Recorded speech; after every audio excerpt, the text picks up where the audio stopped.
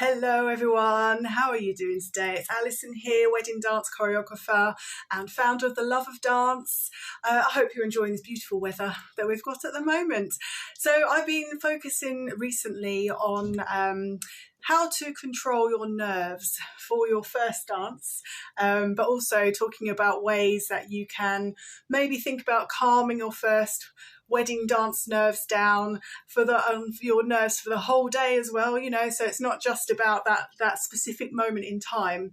It's about maybe some way that you can try and calm your nerves down for the whole of your wedding day, because for some people the idea of having lots of eyes on them for their first dance is a little bit beyond them. Hello Olive and Millicent, hi Katie, how are you doing? Amazing wedding stationer on here with us right now. Calligrapher, and yes, beautiful stuff that Olive and Millicent does.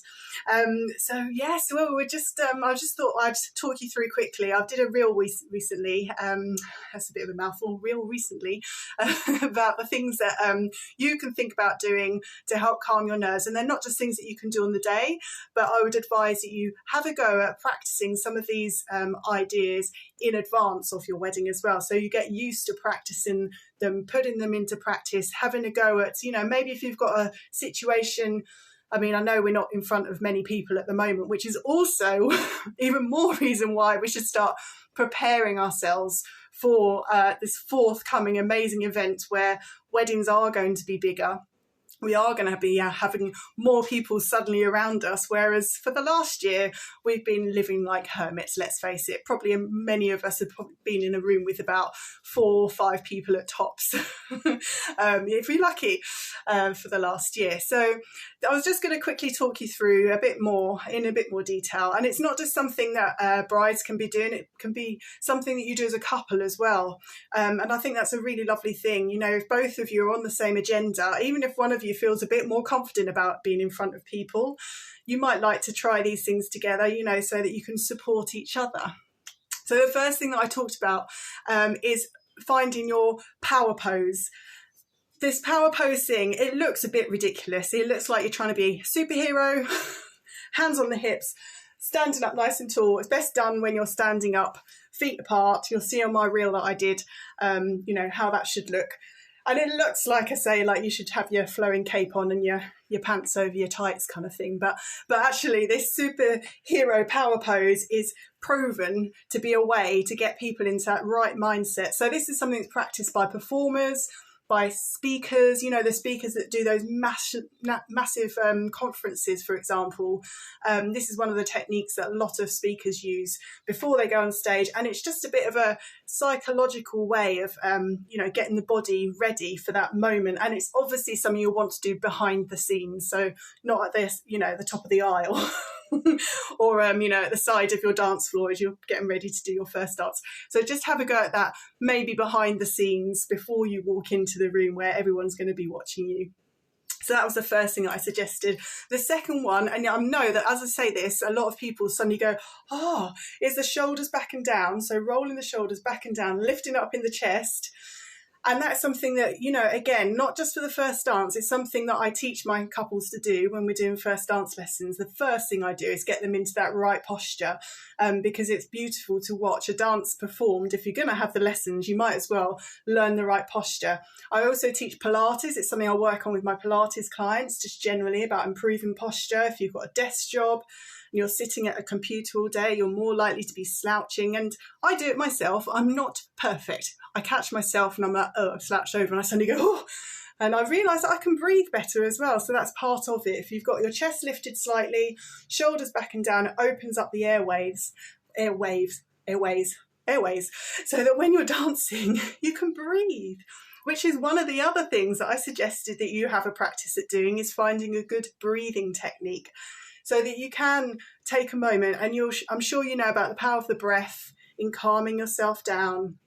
So you can stand there nice and tall, take a deep breath in through the nose. You could hold it for a couple of counts, maybe, however long you can practice this, however long you feel comfortable holding your breath. You don't want to pass out, but, feeling a moment of breathing in, holding it, and then breathing all of the air out of your mouth.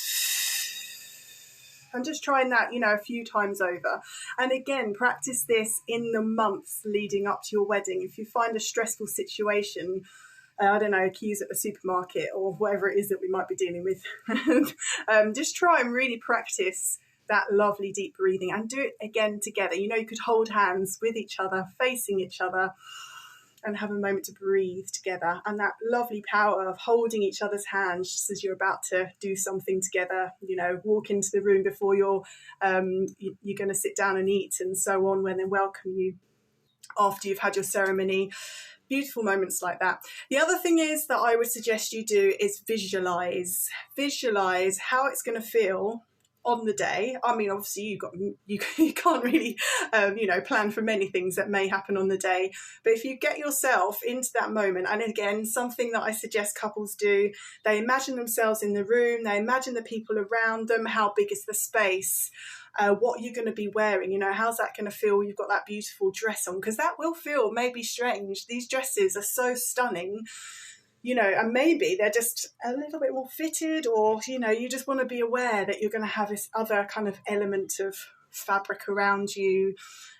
Again, something that I practice with my couples in their first dance rehearsals is getting the right shoes on, making sure you're moving around, getting used to wearing those shoes as well. But then also kind of imagine how that dress is going to feel. Just things like that. So in advance, I advise my couples to try and find, I guess, more or less a meditation technique, mindfulness technique, visualization, whatever you want to call it. Again, something you can do with each other. Just try and find a way to breathe and close your eyes and just visualize how it's all going to feel. So if it's for your first dance, you might want to close your eyes and just dance the first dance through in your mind when you've got something choreographed, for example. So, you can just practice all these various things in advance, and it's just a really powerful way to just get that mindset going on. So that's just pretty much 4 or 5 things there. You can see my reel for a little bit of a quick synopsis of all of these suggestions that I make. Tips used by performers to help them prepare for a performance. And you know what, your wedding day is going to be a little bit of a performance. I don't want that to be scary, and that's not in any way, shape or form intended to put the fear of God into you, but just feel that you could already be there with those lovely faces who are only going to be wanting the best for you. They're not there to judge you. I say that to my first dance couples. You're not going to be judged by the people watching you. They're there to love and enjoy that moment of your day with you. And if you're carrying that through for the rest of the day, ways to just calm you down, away from eyes on you moments, just when you can, just have a little moment together, you and your groom or bride, just stand and relax together, and then just prepare yourselves for that moment.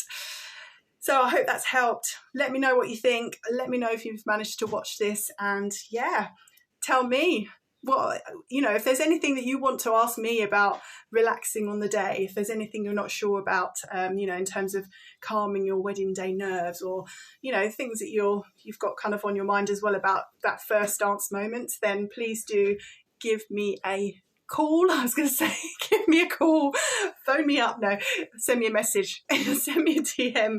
All right. Have a lovely day, all of you. Take care. Thanks for joining me, Olive and Millicent.